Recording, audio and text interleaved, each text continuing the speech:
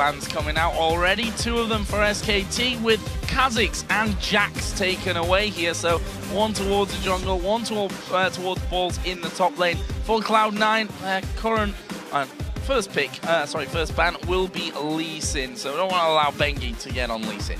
I wonder if they're going to target Bengi fairly heavily, knowing he's had a bit of struggle in the past.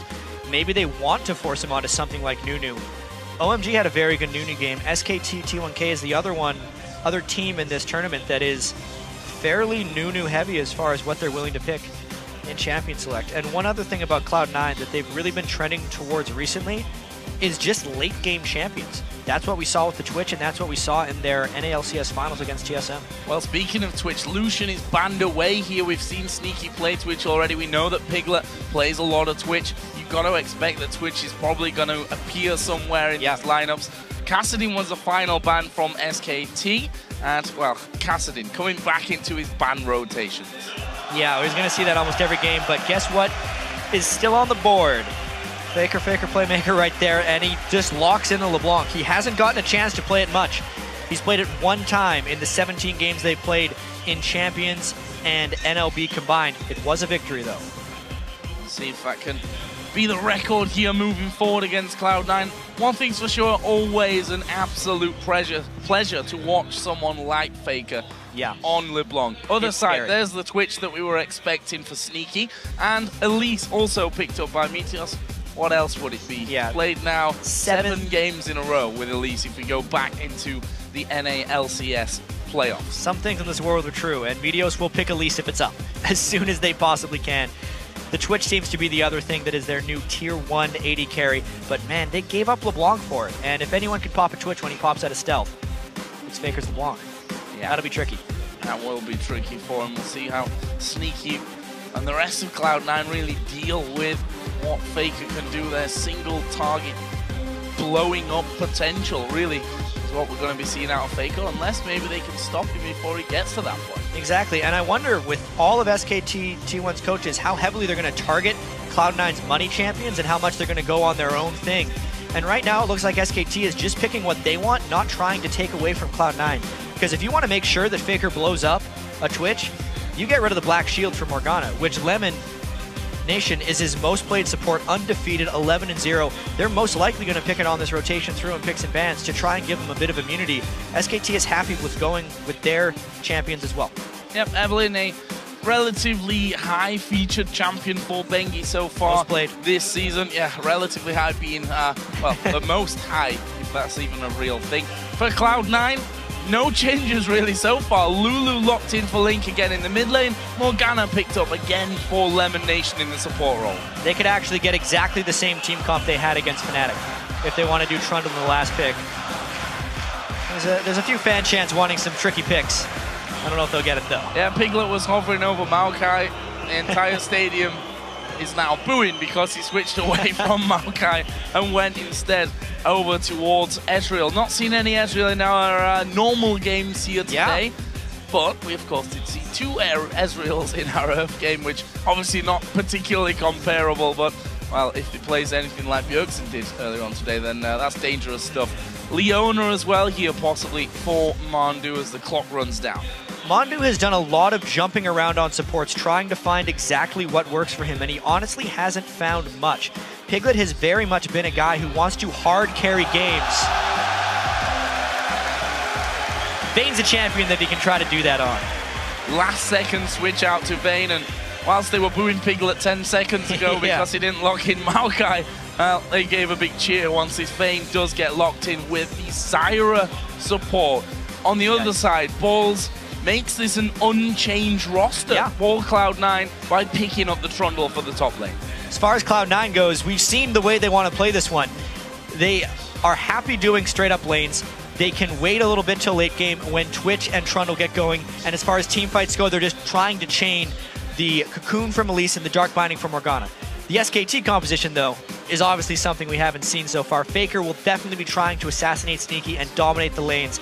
I really want to see if they go into the lane swapping game to get Piglet a little bit away from the threat of Dark Binding, which is a huge threat for a Vayne in the laning phase, or if Piglet has the need to try and show he is the better AD carry. which is definitely one of the things he's been trying to prove in Champions. Whether they all just match straight up in that 2v2, as we saw with Cloud9 and Fnatic earlier on today. We'll find out soon. The two teams, of course, have picked their champions, so we want to know who you guys think are going to win this one. Send your choice using hashtag SKTWin or C9Win to @LOL Esports, and we'll check your answers soon. Jack, I have to ask you your opinion on this one, now that we've got the team comps in there for both sides. I like the fact that they are so comfortable on the champions they have as far as Cloud9 is concerned. But honestly, this is SKT right now. There's a reason that all the analyst desks picked them. There's a reason they're the Season 3 World Champions. They are the heavy favorites here, especially with Cloud9 playing without Hot. And I have to go back to it because it is really the big storyline for Cloud9 here. Will they be able to pull out a similar performance to that last game where you could arguably say we didn't see any major difference in terms of calls when it came towards that later stage of the game? We're going to find out because we're in game here between SKT and Cloud9. Both teams looking to stay undefeated here as they take to the Rift for their second game here today. And maybe even more interesting for us, are we going to see any more level 1 action? Because teams have been drawn to fighting it out at level 1 so far today. They have been all over the place as far as going for those level 1 engages. There is the Dark Binding. There is the Zyra as well, which is a pass-through Dark Binding early on in the game. They are looking extremely defensive right now, however. Mondu is, well, Piglet as well. They're using those SKT skins. Their own skins. They better. Basically, Reddit has been asking for this the entire week when it came to TPA versus SKT. Not quite on that level, but 2-in-1 game. Could definitely be happy about that one. Meanwhile, Bengi is playing a typical Evelyn start to the game here and just using himself and that invisibility to scout out the positions of Cloud9. The ping's actually going down towards blue buff on Cloud9's side of the map here. Bengi, of course, will be able to just check out exactly where Meteos is. Looks like, actually, we're going to be seeing a possible lane swap. Morgana moving up the map will join Sneaky's Rat here towards that top side of the map, although Trundle is there as well, so we'll have to see. Yeah, what does Cloud9 really have planned here? It could actually be a delayed invade, which would then channel into a lane swap. Putting a lot of pressure on the SKT soul lanes here to kind of group up. Oh no, though. SKT has snuck behind enemy lines. They're going to take both buffs from Cloud9 early. That is some sneaky moves right there from Bengi. That is exactly what we were talking about with the invisible Evelyn. You see that Mondu and Piglet just doing the blue buff on the other side. Impact has now walked up into the Cloud9 jungle and will be helping Bengi take that red buff away. Meanwhile, Mondu just finishing off the rest of that camp. Meteos has finished the blue now on SKT's side of things. We'll be playing the body game there with balls to take away some farm. Impact, of course, doing the same with Bengi, but that is 2 buffs at the start here for SKT. This is a really crazy level 1 as far as how it's going to go from here, because there's actually a pretty big risk of Meteos getting caught in his own jungle, or in the enemy jungle by Bengi as well. We're not going to be able to see the same fast pushing because there's a support looking around in Cloud9's jungle. There's only 2 people bottom that are slow pushing. This is a completely just thrown off level 1 right now. Nervous starts, I think, for Cloud9, not really knowing where everyone is. In the end, they commit to a 3-man push here onto the outer turret in the top lane. The reaction for SKT is a little bit different. They're going to go for, well, what would usually say the 2-buff start actually will end up being a 3-buff start, funnily enough, this time around. But actually a delayed recall from Lemon Nation. He thought about going back and then was like, wait a minute, now I have to stay for 4. These type of miscommunications can't necessarily happen for Cloud9, a team that is normally so efficient and decisive, and was very efficient and decisive against Cloud9. They cannot falter against the defending world champions. Just letting those minions be taken down before finishing off that turret. SKT not got themselves up to the turret itself and done any damage as of now.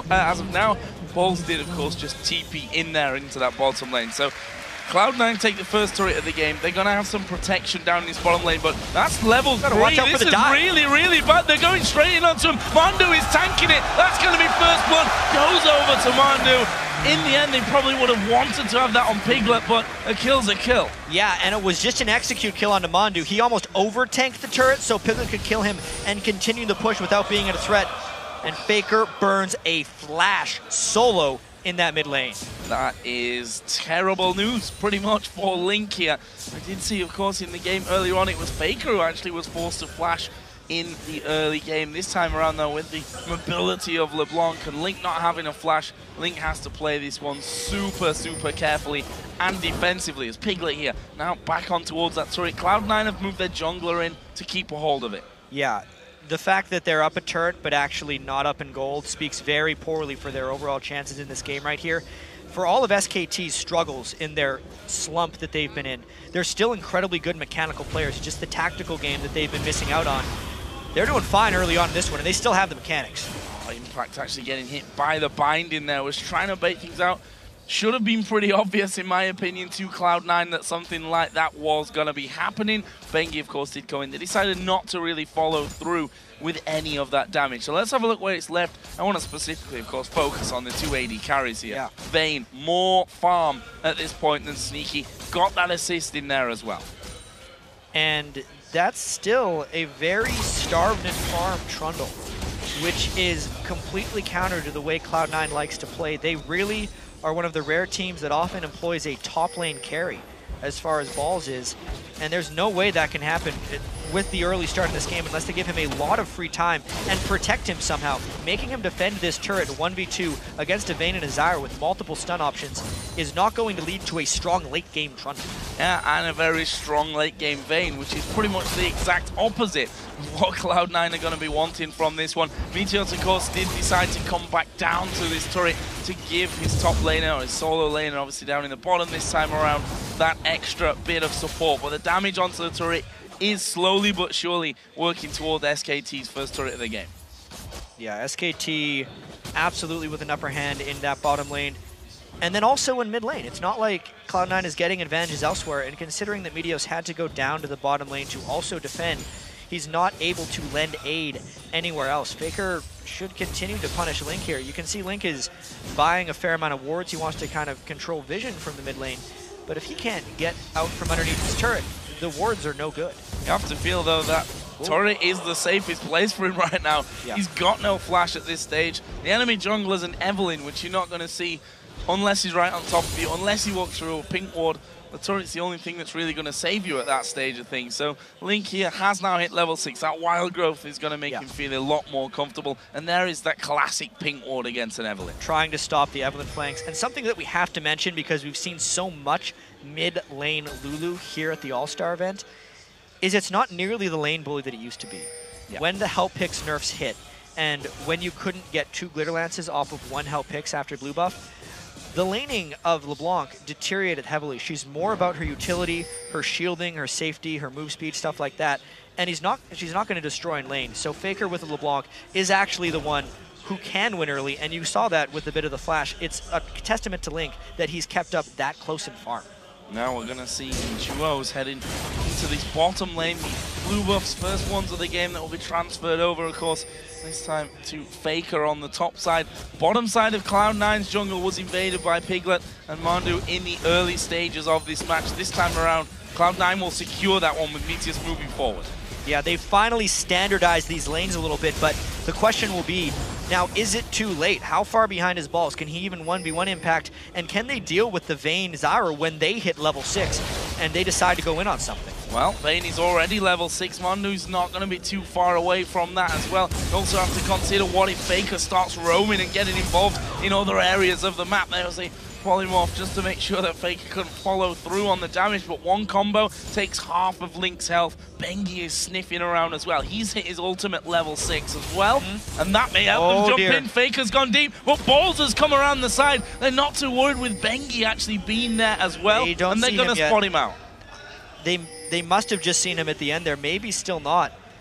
Balls is only level 5. He is falling so far behind, and it's allowing Faker to play so aggressive because Bengi is in his back pocket in that mid lane. They look to maybe make a move there. They brought Elise. Balls stayed around. They'd spotted him because of that pink ward there on the curved rush. In the end, SKT actually backed away completely from that one, and they lose some of the sight of him. Actually just gone over the top of the ward there without being in stealth, so they know that they're clear on that front of things, and actually Cloud9 are invading. Yeah, they're trying to get a return kill on the buffer, maybe just get balls going at least a little bit. Still level 5 on that Trundle. Meteos needs to help him out heavily. 17 to 44 CS, and well, with Impact just holding that wave back as far as he possibly can, making it so that balls can't even get close enough, especially when the jungler is an Evelyn, who's now, funnily enough, in the bottom lane here. Any type of commit in that bottom lane, and it would mean death for Cloud9. They have to be extremely cautious, and they have no way of knowing. Oh, Mandu gets hit with the binding. They've managed to catch the Twitch, but he's too close to the tower. Piglet dives in for a bit more damage. Here we go, ultimate going on towards Lemon Nation. Double flash from the bottom lane. They push further in. Beggy's gonna knock him against the wall and get a kill. Sneaky has gone invisible, going out through the tribal. Oh, that was an amazing route through. Piglet flashes over. Double kill for Bane. Are they gonna get any more? They don't chase Meteors, but that could not have gone any worse for Cloud9. Yeah, that was more than enough for SKT from that dive. Exactly what they wanted, the brute force. They burned the summoners and still got the double kill. The SKT skins reigning supreme down there in the bottom lane. Piglet and Mandu are just wrecked. And they get themselves a dragon as well, just to add insult to injury really for Cloud9. We're approaching 3,000 gold lead. It's 2,500 or so right now.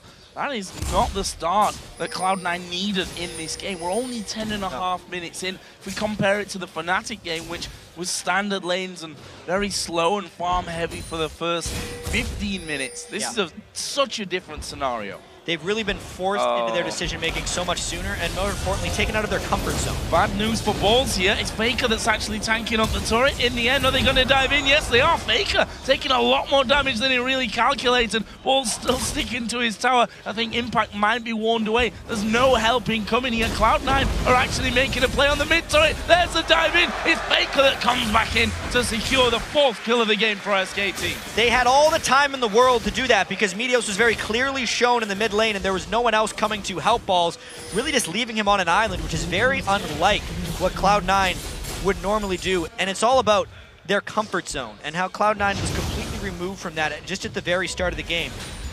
Now Balls trying to teleport into the very low turret. He's got to be careful not to just lose this thing. Impact actually is going to be taking damage here from the tower. It may have bitten off a little bit more than he can chew. He's going to fall. Oh, Balls! He clicked back.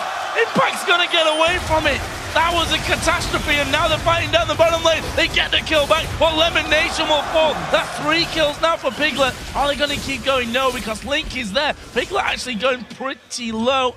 Wild growth wasn't used there. Yeah. Link wasn't quite in range to do it. Piglet is doing a lot of damage too with that Blade of the Ruined King being completed, and the control of the map has been lost. He's trying his best to lifesteal off of this because SKT actually wants to collapse down on them pretty hard here, with an Eve waiting in the corridor. Oh, this is bad news. There's the ultimate coming down. They're going to try and get in on towards the party. Is the chain going to go out? Yes, it will. Link falls low, tries to get away with the flash, but he won't. Bengi gets that one.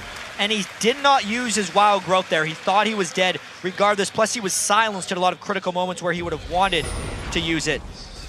This is going from bad to worse for Cloud9. Bad to worse. I was talking about 2,500 gold earlier. It's now closer to a 4,000 gold lead here for SKT. And if there are 2 champions that you didn't want to let get going here, is Vayne and LeBlanc. And there are 2 champions, Vayne in particular, of course. 3-0-1, over 100 CS here as we hit the 13-minute mark.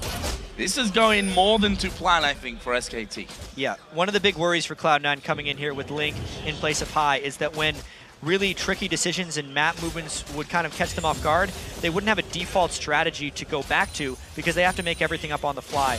And they haven't been able to do that in this game. Whether or not that is just SKT being superior tactically or Cloud9 just not necessarily knowing where to go, High is the guy who speaks and says pretty much everything for Cloud9 after 9 minutes. But the point in the game where that was needed in this one was almost immediately, because there was no pre-built notebook strategy Cloud9 could have for getting both of their buffs stolen right at the start of the game, and it's shown. SKT has been better. Being better, Meteor's now going to a more of what we expect from Cloud9, to be honest, and that's trying to help out Balls here get going in this top lane. He's still 35 CS behind that of Impact. not had a good time whatsoever. They are going to go into him. He's already used his ultimate here. Impact doesn't have a flash. A teleport won't get him away with the cocoon available. However, he's just going to try and run this one out. Headed down there, there's no flash for Balls. There's no flash for Meteos. As Piglet is pushing the bottom lane, Balls is going to be pushed away there by Faker. Impact survived, and we see in the bottom lane for SK Telecom that they're pushing through, and they're going to get an inner tower. Yeah, they were nearly inside the base of Cloud9 at one point, and they still get the turret.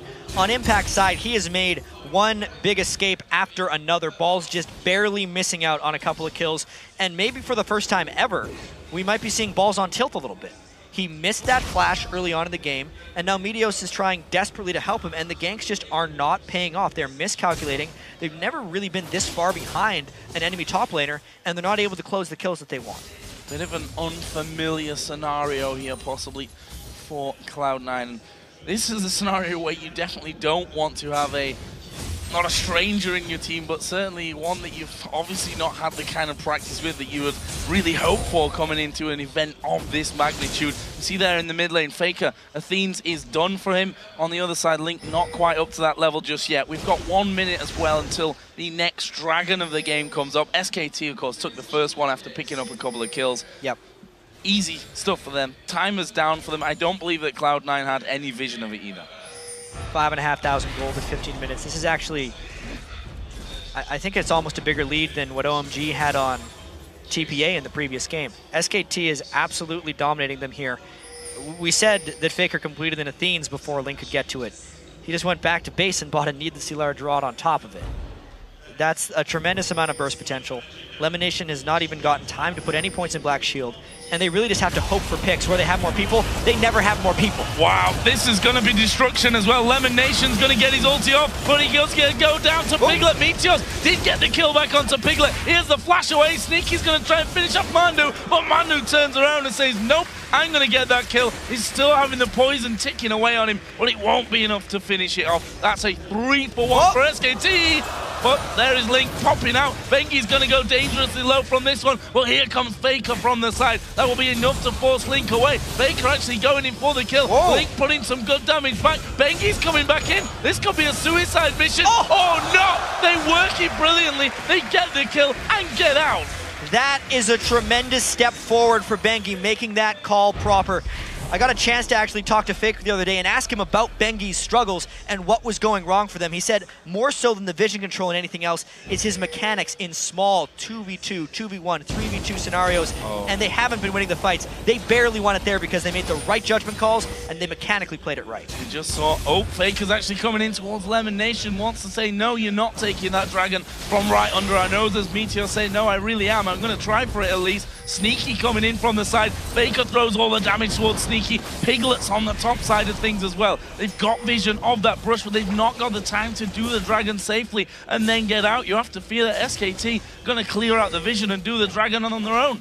And Faker is feeling so at home right now. When he is ahead on the block, he is probably the scariest League of Legends player to play against in the world. He's just going to try and assassinate whoever he can around that dragon area when all the vision is theirs.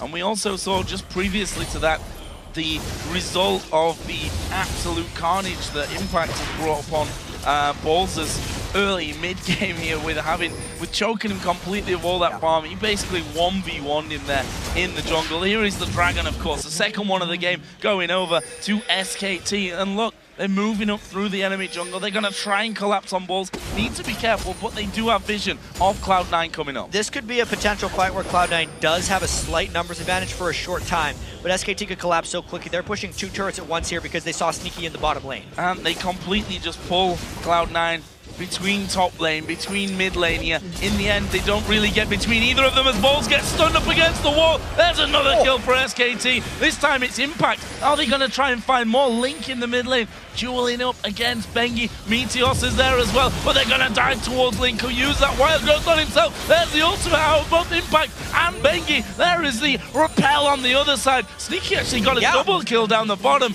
but we see the chase is on here for the Spider. He may try and run north. He may run into Vayne. He's going to flash over the wall. Oh, what a flash away from that one. And they just ping-pong Meteos around to pick up another one. even with the double kill for Sneaky, which I'm sure we'll take a look at in a moment, it is still a 9,000 gold advantage for SKT, and there's still 5 kills. We got to see what happened on the other side, though. Sneaky does manage to take out Faker here. The chain misses, and he gets into his stealth, but it's in a pink ward, so he immediately jumps out, does as much damage as possible. Just the damage of Twitch and a binding at the very end to help him close out the double. It was a very close fight, but he gets it. Bengi here just dodging expertly of what Lemonation can throw through. Does gotta be careful. Link There's a Faker. Him. Faker comes around the side. Will he fancy this 1v1? Lemonation off to the side. I don't think Faker will go any further through. His blue buff is in position, but Lemonation gets caught down the root, and the damage from Mandu forcing Lemonation down at less than half HP and out of the SKT jungle. Look at that build Mandu's been able to put together. Magic penetration with the Haunting Guys and the Frost Queen's Claim, the fully upgraded item right there. That's a substantial amount of burst already from Zyra. He's sitting on obviously a lot of magic pen and 75 ability power. That's just snowballing off the early kill they were able to get down bottom on balls. And Piglet has popped his ultimate here. Moving forward, he's up against 3, but Faker's coming around as well. They go for Sneaky. Sneaky goes down, and now Meteos might not be able to escape. That's a good cocoon, though. Are they going to be able to follow through? Faker is still chasing Mandu. I've just joined in with them as well. In the end, it's 1 for nothing. Well, they rotate straight to the mid lane here while they get the turret. Story of the game as well as Balls being at a turret with too many people of SKT against him. He either dies or just loses the turret, and the rest of Cloud9 has been unable to capitalize on SKT's investment to shut down Balls. Let's have a look again at the gold. Not the best of news, I'm afraid, if you're a Cloud9 fan. We're 20 minutes, 45 seconds into this one, and an 11,000 gold lead for SKT. And the biggest thing that stood out to me there was the 7,300 gold on Mandu's support is more than anyone else on the Cloud9 team entirely. Sneaky is the closest at 7,100. I mean, this game is completely out of hand. 11,000 gold advantage for SKT. They're looking on top of their game right here. Bengi has had a lot of presence. Their lane mechanics have still been superior. The tower diving was very crisp, and everyone is just comfortably playing their game. Did see Bengi there in behind Link in the mid lane. Also spotting Lemonation now coming around. So having vision without Cloud9, really realizing that one. And Balls may now become a target as well. Bengi on the bottom side. Impact moving in through the lane on the top side of things. In the end, they don't get it. But if you look at the minimap, they have to be careful that Cloud9 don't get sandwiched here. They're going to try to open up something, but they have to be fast. Turning around on towards Piglet. Decent damage, but not going to be enough to finish off the kill. Here comes Evelyn from the side. Zyra gets a knock up onto 2. Link's a dead man. Here comes the rest of the team as Lemonation gets destroyed as well. Meteos has gone out behind them, but he won't stand for long. That 3 for nothing. Oh, 4 for nothing. Sneaky's not getting away. They had a pink ward down there. Faker gets that one. 4 for nothing. Surely an inhib. Cloud9 went fast, but it was not fast enough because SKT collapsed at the perfect time. They are just relentlessly pushing down this mid lane. They have the lead, they have the advantage, the kills. Now they're just cleaning up. Yeah, this turret is going down, no question about that one. The inhib will fall as well. A couple of players from Cloud9 starting to spawn back into the game, but it's too late for the inhibitor. Meanwhile, Faker is going to have a go at 1v1 in Balls. Balls already using the ultimate and the Blade of the Rune King, doing good damage back here on towards Faker. The chain comes in, Balls flashes away from that stun. It's only Faker at this point that's chasing down Balls. He needs to be a little bit careful of how deep he goes. Balls juking everything. He's juking everything, but he's going in kind of the wrong direction. I feel like Faker's going to have a little bit of backup right now, and if Balls tries to close, Faker's going to jump away. He is just corralling him into a place where he cannot escape. Well, Balls is still doing well here to dodge quite a lot of this damage. However, when Bengi comes across, that is not going to change. Bengi gets the kill. He's now on a rampage. 4-0-7 for the Evelyn. This is a very one-sided match. Yeah, all men must die is what Balls had to understand right at the end of that one, because he escaped as best he could. Oh, nice little bit of Baron Egg or Elimination gets down. Go for it. He's dead. Yes! Credit there. That was a nice move, but Elimination might just play the price now. We've got Evelyn chasing him down. They use the exhaust, but that's a good binding. Point blank. Lemonation going to try and walk away. Meanwhile, Sneaky just being closed onto by the two of them. Meteos is going to be chased as well, slowed down by the Randuin's Omen. He's flashed which way is he going to go? Tribush is pretty much his only bet. But look at this, Cloud9 actually doing a 2-man push on bottom. They need to go back to their base, though. Yeah, that base is going to be going down real fast. As soon as the super minions arrive, they're going to have to recall immediately. It was a nice memory for Lemon Nation there. Great play at Baron, but they need way more than that as a bunch of really farmed SKT people are in their mid lane. Vayne, wow. Blade of the Ruin King, Phantom Dancer, and the last Whisperers. Bengi and Meteor's going to go head-to-head, and Meteor's fancied his chances, but honestly, he's coming straight back down on top of him. Is he going to fall? Surely will do here. Well, he is now, because Faker comes around the side, and it's Faker that gets his killing spree. He brought a friend, and Bengi smartly gives the kill over to Faker. The man he is so good at babysitting for and creating for as well. They can get the Baron off this one, knowing the smite is down. They're going to make short work of this game, not just this Baron. 25 minutes almost into it. First Baron of the game goes down. SKT didn't particularly need the Baron at this point, but every extra little bit of gold will make finishing out this game that little bit easier. A second Randuin's Omen has been purchased there to go into the SK team, with Bengi finishing off that one. Faker, of course, Death Cap, Athenes, and a blasting one, sat on about 980 gold at this stage. And actually, Link's going to fancy his chances here of dueling him. But maybe not now. Mondu coming around the side, and Faker gets a rampage. Distortion's right on top of him.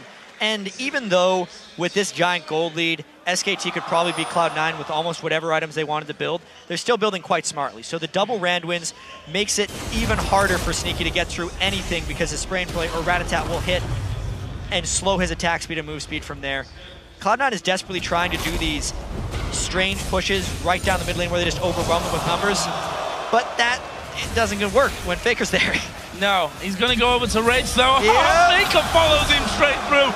Double kill, easy as that. Hardly lost any health for it as well. 817 Faker. SKT are pushing the in-him turret in the top lane. They are dominating right now. The show that OMG put on is going to be rivaled by this SKT show. Piglet's rampage is now complete.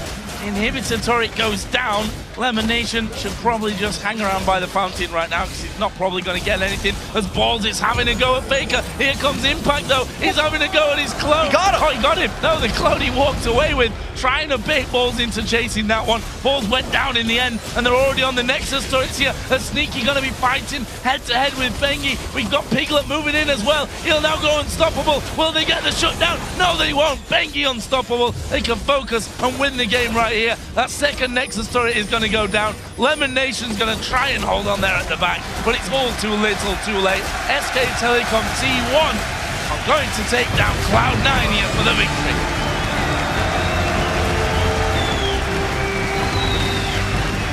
And that crowd is happy for SKT, trying to get some revenge for the victory that Cloud9 had over Fnatic earlier on in the day. Joe, 28 kills in a 27-minute game there for SKT. They really made that a statement against Cloud9. From Cloud9's side of things now, going 1-for-1, definitely not the worst record that we have right now, but they need to basically forget this game. Like, literally just forget it, because there's probably not too much to go back on after about, well, the dive on the bottom tower. They've got Piglet rolling. Super early on in the game, they were just a little bit confused and a little bit outplayed, and this was one of those games where, since they wanted to do a standard laning phase, as soon as that broke down, they could never get back to it. And we have to